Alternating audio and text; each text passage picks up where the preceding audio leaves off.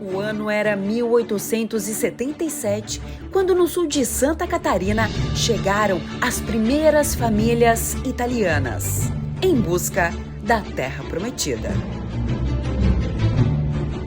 Este documentário é uma homenagem aos colonizadores de Cocal do Sul. A Promessa. Azambuja, o berço da colonização italiana no Brasil. Ao chegarem em Pedras Grandes, instalando-se na colônia de Azambuja, as famílias, mesmo passando por momentos de extrema dificuldades, na viagem de mais de 30 dias em alto mar, passando fome, sede, frio, enfrentando doenças e até perdendo seus entes queridos, que eram jogados ao mar, nunca perderam a esperança de aqui encontrar terra fértil, casa e comida, para então iniciar a colonização. Porém, tudo o que lhes foi prometido acabou se tornando um pesadelo.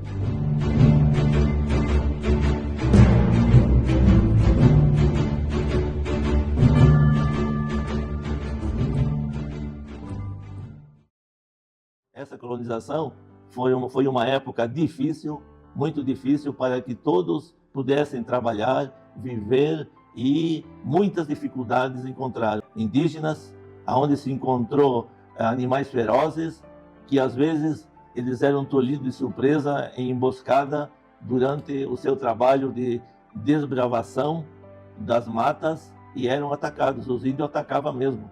Era uma época difícil, muito difícil, e eu hoje digo, com toda certeza, nós conseguimos viver e hoje estamos aqui como bisnetos daqueles colonizadores, com muita sorte e uma grande sorte que Deus nos ajudou. E daí também aconteceu que de lá de Azambuja, uma porção de famílias de lá vieram residir aqui em Cocal. E hoje eles estão aqui trabalhando e ajudando a desenvolver a nossa cidade e o nosso município. Cocal foi colonizado aproximadamente, não se tem uma data correta, mas aproximadamente durante os anos de 1883 a 1885. As primeiras famílias colonizadoras foram, a primeira família foi a família Sequinel, a segunda família foi a família Poçamai e a terceira família a vir para Cocal como primeiros colonizadores foi a família Esmânia. Os donos vieram da Itália, aqui não tinha nada, era só mato, índio. E quando chegaram aqui em Cocal, eles pararam bem aí, onde tinha água. Eles disseram que vou colocar uma tafona.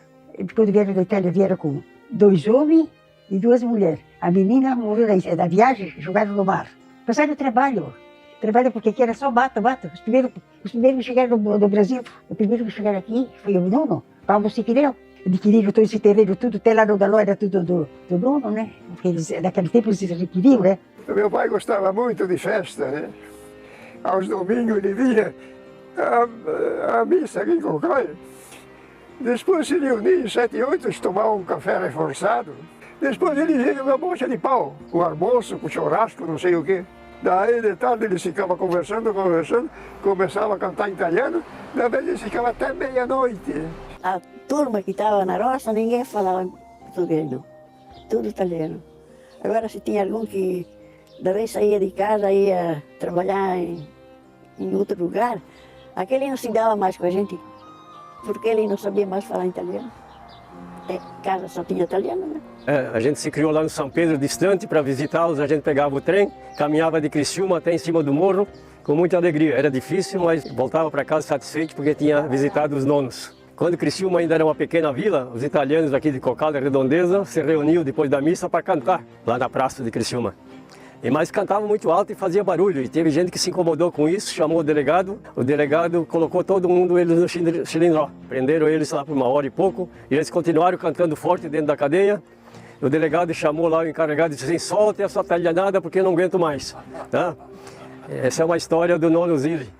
E outras que ele aprontava aqui em Cocal, quando ele estava muito bêbado, ele colocava em cima da mula dele, e a mula sabia o caminho e levava para casa, né? E outros tombos que ele levou pelo caminho, que o tio Arthur sabe, Mas é uma história muito bonita de quem viveu naquele passado, difícil, mas com muita alegria. América, América, América, nossa sarada esta América. América, América, América, bel massolino del fior. Depois chegaram colonizadores da segunda leva, da terceira leva, porque Cocal foi colonizado por italianos, poloneses, alemães e russos. Poloneses foram e são pessoas muito religiosas. Então, Cocal teve 2 igrejas. Um padre polonês, ele era poliglota, falava diversas línguas. E dessas línguas, ele conseguiu conciliar o desentendimento que tinha, cultural, dos italianos e poloneses. Mas, no final das contas, os nossos colonizadores poloneses, eles desanimaram, resolveram sair de Cocal, sair da linha Cabral e foram morar, fixar sua residência lá na linha Batista. Lá foi e é um grande reduto ainda hoje polonês. Vim aqui morar aqui com 25 anos, agora já tenho 99. Já lá no meu pai, nós se criamos desde pequeno, trabalhava já na roça. Meu bisavô veio de lá, eles vieram ainda no tempo que a Polônia estava dividida, Rússia e Áustria e Alemanha. Aí o meu bisavô morava na parte da Rússia. Já o meu avô veio de lá, meu pai também já trabalhou aqui. Casou com a noiva na Lhanta e fui morar na Lhanta porque tinha terreno lá. Nasci na Lhanta. Em 1925, trabalhei lá com meu pai, trabalhei 25 anos no meu pai. Aí casei, vim para morar aqui na linha Batista. Minha esposa achamos lá numa festa na Lhanta e se apaixonamos e casamos. Italiano, família italiana. O sogro era Evaristo D'Agostini e a minha sogra era Vittoria Zanetti. Ela não sabia falar em brasileiro e nem ele. Ele em italiano e ela em polonês. E pegaram, se compreender. Então, aqui na linha Batista fez só polonês, não tinha outra. Até certo tempo. Depois, então, entrou algo. Italiano também. Aí ficou tudo uma raça só. Tudo raça brasileiros. Mesmo com suas diferenças e dificuldades da época, os imigrantes nunca abandonaram a fé, passando seus princípios e os bons costumes de geração em geração. Muitas são as histórias que permeiam o catolicismo e festas da cidade através da Igreja Matriz Nossa Senhora da Natividade. Foi sempre de ir na igreja, sempre, desde pequenininho, ninguém mandava. Eu tenho até um lugar onde eu sentava do lado, de tão pequeno que eu era, para olhar o padre Dominoni rezar a missa. Era o padre João Dominoni, e acompanhei toda a vida da igreja com o padre, indo para os doentes, para as capelas, Morro da Fumaça, pertencer para cá, tudo de Aranha, o cavalo, visitando doentes para lá e para cá. Foi toda a vida assim, assessorando o padre. Quem celebrou a missa de 100 anos foi o padre Lindolfo Luckmann, estava o padre Ângelo Galato, que era da terra, e também o padre Claudino Biff. Essa missa foi a festa dos 100 anos. Eu fiz o sermão da missa, e muito povo estava no Cocal os 100 anos. Né? Em 1985 foi 100 anos. Foi inaugurada em 1926. Tem uns 5 padres que vieram com o padre Chilinski para benzer a igreja. Os sinos vieram da Itália, Turino, Itália, 1901. Tem 2 sinos, todos 2 da Itália. Em comemoração aos 100 anos de colonização, um monumento foi erguido no jardim da Igreja Matriz, em homenagem às famílias colonizadoras de Cocal do Sul. Outra igreja destaque é a Capela de São Pedro, localizada em Uruçanga, cidade na qual Cocal do Sul fazia parte. Nossa capela foi construída no ano de 1900, um ano de muita dificuldade. Na época não existia serraria, não existia olaria. Foi um trabalho muito intenso para conseguir os materiais. Hoje ela permanece muito bem conservada e tudo o que existe aqui dentro é mantido em sua perfeita originalidade.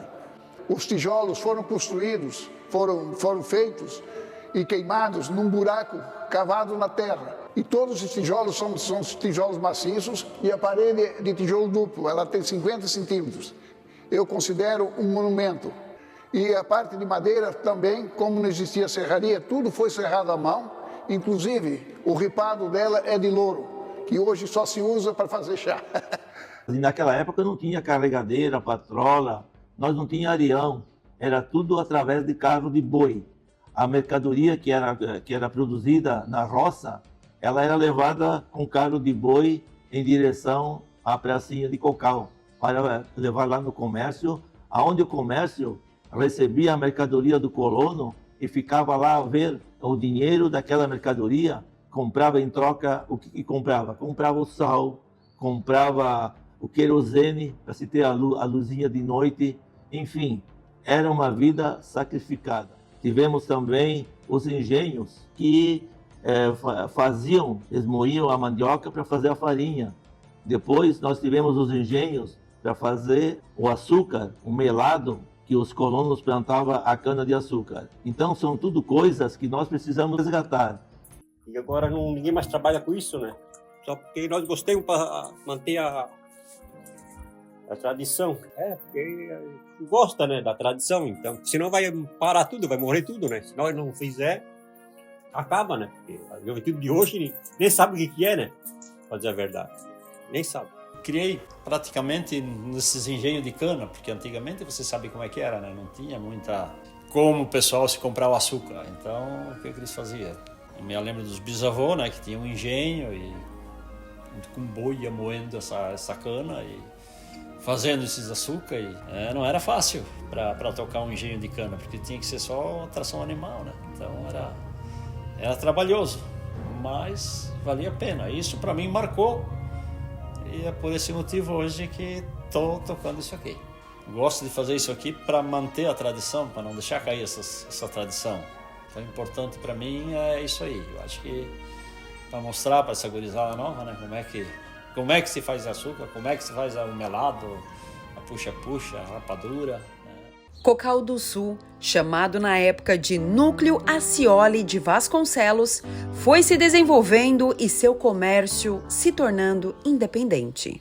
As empresas, na época se chamava cooperativa. A cooperativa que vendia secos e molhados, vendia de tudo quanto era tipo de mercadoria. Nós tínhamos a loja Búrigo, nós tínhamos na época a fábrica de essas latas de querosene, era fabricada em Cocal. Nós tínhamos a cerveja, a fábrica de cerveja, conhecida como o nome Delícia. Tinha a fábrica de gasosa. Além disso, nós tivemos um matadouro, que na época se carneava os porcos aqui em Cocal, e os colonos levavam ali os porcos para serem carneados, e dali o produto da banha, da carne de porco, ia em direção à Azambuja, e a Azambuja para o porto de Laguna e Imbituba. Nós tivemos um cartório que na época era o melhor cartório de notas aqui da nossa região. O povo vizinho, os municípios vizinhos vinham fazer a sua escritura, registrar o nascimento das pessoas aqui em Cocal. Tivemos um correio que foi utilizado na época da Segunda Guerra Mundial, onde as tropas da Revolução passaram por Cocal e ali tinha o único correio aqui no sul, tocado a manivela, como se diz. Então, dali aconteceu o quê? Que lá a família Búrigo, a grande família Búrigo, também uma outra empresa grande, eles tinham um telefone deles próprios. E ali eles ligaram para o Rio de Janeiro, comunicando que a tropa da Revolução estava indo em direção a eles. Foi criada na época por iniciativa das lideranças de Cocal, capitaneadas por Alfredo Del Priore, um grande técnico em cerâmica, e foi criada a Cerâmica Cocal, cujos sócios eram 215. Ao longo do tempo, esta sociedade não teve êxito, veio a parar suas atividades completamente falida, pode-se dizer assim na linguagem popular. E assim, Cocal do Sul, então distrito de Uruçanga, passou a desenvolver-se ainda mais através da cerâmica Cocal, que posteriormente veio a ser a cerâmica Eliane. Sou filho de Maximiliano Gaidzinski e de Otávia Búrigo Gaidzinski. Ele nascido na linha Batista e ela nascida em Cocal. E o meu pai, por volta do ano 1960, 59, final de 59, começo de 60, comprou a massa falida da Cerâmica Cocal Limitada. Era uma sociedade de um monte de sócios que fundaram essa fábrica. E quem tocava no começo ali, que eu me lembro, Del Priore, que era da Santa Catarina aqui em Criciúma. E o meu pai era um dos proprietários aqui da Cerâmica Santa Catarina também, com a sociedade do irmão, e mais um, mais outro. Aí da Eliane, ela foi progredindo, né? E aí o meu pai foi fazendo ampliações. Ele chamou o meu irmão, que estudava em Porto Alegre, o Jarvis, que inclusive foi prefeito de Cocal, para auxiliar ele a tocar a fábrica. Uma produção pequena, até que foi lá, meu Deus, o troço explodiu. Tanto que, enfim, nós éramos os maiores produtores do país. Inclusive, exportávamos para o mundo inteiro. Vale lembrar que o senhor Maksymiliano Gajdzinski era descendência polonesa e ele foi um habitante de Cocal no começo da sua vida. E por que Cocal? Cocal é em virtude de que toda a extensão do rio Cocal era habitado e ainda hoje é habitada aquela região por coqueiros. Então dali que veio o nome de Cocal, depois foi abandonado o nome de rio, mas continuou Cocal e hoje Cocal do Sul, porque lá na Bahia tem um município com o nome de Cocal. E a legislação no Brasil não permite que tenha dentro do Brasil 2 municípios com o mesmo nome. Então, para nós resgatar o nome da origem de Cocal, acrescentamos lá na emancipação Cocal do Sul. Diante de uma nova realidade, Cocal do Sul passa a escrever uma nova história, a de se tornar uma cidade independente.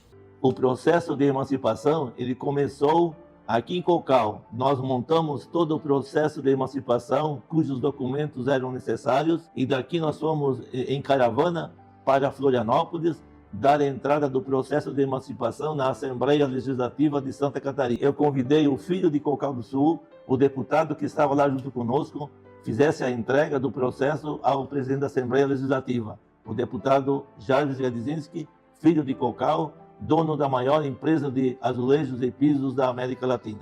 Eu quero lembrar nesse momento de que a emancipação de Cocal também passou pelas mãos da família Gajdzinski, pois se nós não tivéssemos a indústria de pisos e azulejos Eliane, nós não teríamos hoje o município de Cocal do Sul. Eles valorizaram economicamente um grande município, foram e são empresários de grande estilo cerâmico em toda a região do Brasil. E por isso que eu digo, Cocal do Sul deve muito à família Gajdzinski, porque ali começou o crescimento, o desenvolvimento de todo o nosso Cocal. Já depois foi construída e organizada a Cooper Cocal, a nossa cooperativa de Cocal, que hoje, diga-se de passagem e de cadeira, nós temos uma grande empresa que fornece energia a todo o povo da região. Todos os municípios da região recebem a nossa energia, boa energia comprada diretamente da Eletrosul e que a atual administração trabalhou e trabalha. E quero aqui também fazer um momento de reflexão para que todos se lembrem daqueles que foram diretores da Cooper Cocal e já falecidos. Eles merecem a nossa oração e a nossa consideração de profundo pesar e de sentimentos de apoio a essas pessoas que deram a vida, trabalharam muito em benefício de uma energia boa e, diga-se também de passagem, um pouco mais econômica. Enfim, Cocal sempre foi e sempre vai ser um ponto de referência para o desenvolvimento e crescimento da nossa região e, principalmente, hoje ou mais tarde, nós seremos um grande dormitório da cidade, da região de Criciúma.